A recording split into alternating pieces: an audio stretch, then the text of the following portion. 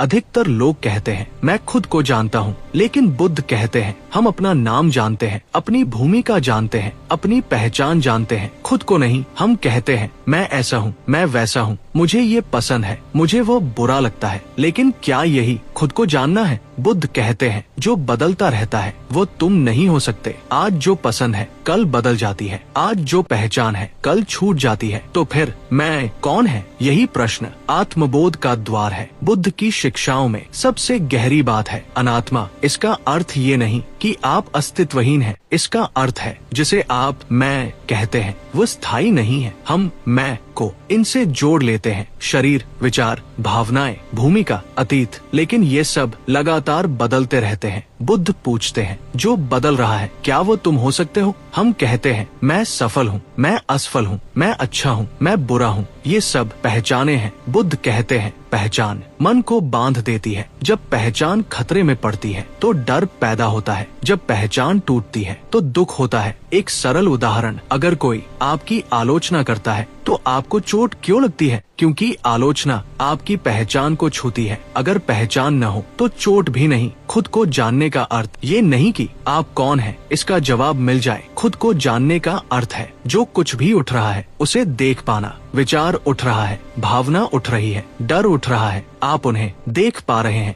जो देख रहा है वह देखी जा रही चीज नहीं हो सकता। यहीं से आत्मबोध शुरू होता है। बुद्ध सीधे जवाब नहीं देते, वे अभ्यास देते हैं। वे कहते हैं जब गुस्सा आए तो देखो, जब डर आए तो देखो, जब खुशी आए तो देखो। जो देख रहा है वह गुस्सा नहीं है, डर नहीं है, खुशी नहीं है, वह साक्षी है। साक्षी भाव का अर्थ है बिना जज किए देखना, ना सही ना गलत, बस देखना। जब आप अपने विचारों को देखते हैं तो वे आपसे अलग हो जाते हैं, और जहाँ अलगाव है वहाँ स्वतंत्रता है। बुद्ध कहते हैं बिना ध्यान के आत्मबोध संभव नहीं, क्योंकि ध्यान मन को धीमा करता है और धीमे मन में देखना संभव होता है। सरल ध्यान अभ्यास, शांत बैठिए, सांस को महसूस कीजिए, विचार आए तो उन्हें जाने दीजिए। कुछ पकड़ना नहीं, कुछ बदलना नहीं, बस देखना। ये समझ जीवन बदल देती है। अगर आप अपने विचार नहीं हैं तो फिर आप कौन हैं? बुद्ध कहते हैं तुम वो हो जो विचारों को देख रहा है। जब ये अनुभव आता है तो मन हल्का हो जाता है, क्योंकि अब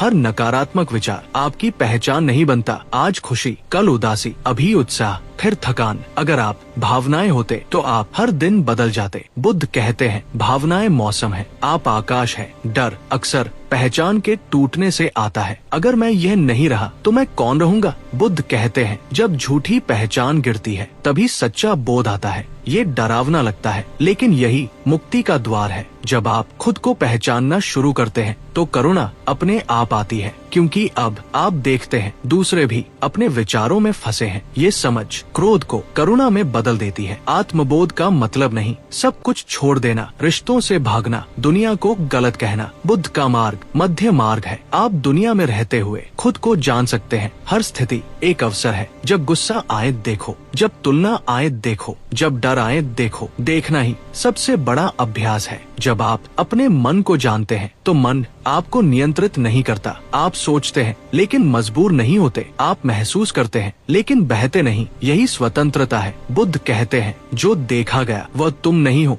जो देख रहा है उसे पहचानो। ये सूत्र पूरा मार्ग समेटे हुए है। खुद को जानना कोई उपलब्धि नहीं, ये घर लौटना है। जब आप खुद के साथ ठीक हो जाते हैं तो बाहर की दुनिया कम भारी लगती है। आप वही रहते हैं लेकिन दृष्टि बदल जाती है, और वही बुद्ध की मुक्ति है। दोस्तों, वीडियो अच्छी लगे तो लाइक और चैनल को सब्सक्राइब करें। धन्यवाद।